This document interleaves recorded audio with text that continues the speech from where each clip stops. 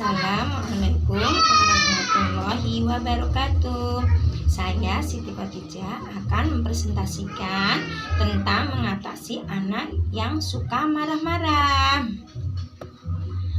Kondisi idealnya perlu diperhatikan ketika anak gemar marah-marah itu biasanya sifat marah-marahnya ini bisa membuatnya terjebak dalam kemarahan yang destruktif alias kemarahan yang tidak sehat. Maka dari itu kita harus mengetahuinya. Kemudian kondisi realnya anak memiliki emosi yang sudah terbakar atau meledak seperti petasan karena ucapan provokasi. Kondisi seperti ini di mana anak dan guru harus terus bersama karena masih ada di sekolahan, jadi guru itu harus tetap mendampingi anak yang suka marah-marah karena bisa saja terdorong melakukan hal yang tidak sesuai harapan. Nah, jadi peran guru itu sangat penting loh kalau dalam sekolahan kalau anak yang sedang marah-marah. Kondisi kesenjangannya, kemarahan kadang dapat digunakan oleh anak untuk mendapatkan apa yang dia inginkan atau yang dia mau. Karena anak-anak itu pasti punya kemauannya sangat tinggi. Kalau tidak bisa, pasti dia akan marah-marah kalau belum tercapai keinginannya. Lah, untuk melakukan bantuan anak yang suka marah-marah, biasanya yang pertama itu ajari anak tentang mengenal perasaan. Bagaimana perasaannya hari ini, senang atau sedih, gembira atau murung, bagaimana ya? Nah, marah-marah atau lagi happy. Nah, yang kedua yaitu membuat termometer mainan.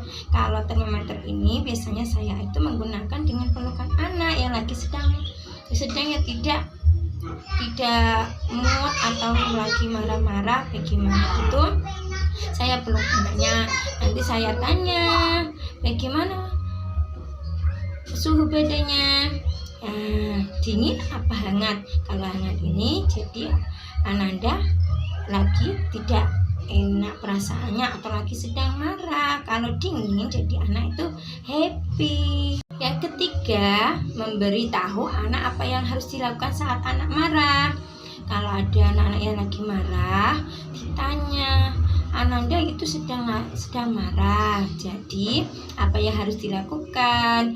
Apakah kita harus marah-marah terus atau Ananda menghilangkan amarahnya dengan melakukan sesuatu yang menyenangkan begitu. Yang keempat yaitu mengajari anak untuk mencarikan solusi saat marah. Nah, kalau seandainya sebagai seorang guru atau orang tua itu mencarikan solusi, Ananda lagi marah, yuk ikut Bunda, kita jalan-jalan keluar aja yuk, kita melihat-lihat sesuatu yang menarik begitu. Nah, berikutnya yaitu jangan kalah dengan anak yang marah-marah. Nah, sebagai seorang guru atau orang tua, kalau Ananda sedang marah-marah itu jangan kita kalah dari anak-anak. Karena kalau kita kalah, pasti anak-anak akan merasa menang dan sifat marah-marahnya ini akan terus berkembang. Karena dia itu berpikir kalau saya marah-marah pasti akan dipenuhi keinginannya. Dan berikutnya yaitu memberikan hukuman yang wajar dan pantas. Seandainya Ananda itu marahnya salah karena dia itu ingin memiliki sesuatu yang bukan miliknya, nah itu bisa diberi hukuman. Misalnya hukumannya itu ringan-ringan saja yang bisa memberi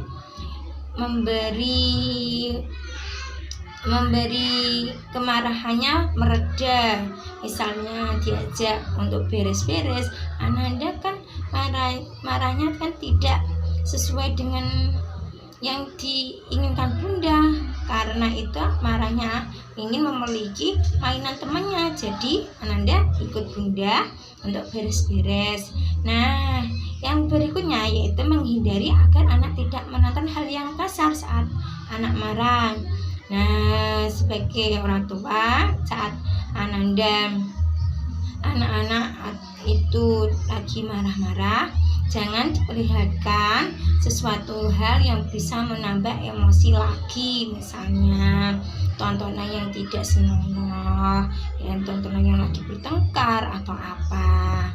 Nah, jadi seorang anak memiliki keingintahuan dan kemauan yang kuat untuk melakukan sesuatu, tapi seringkali kemampuannya tidak sekuat keinginannya.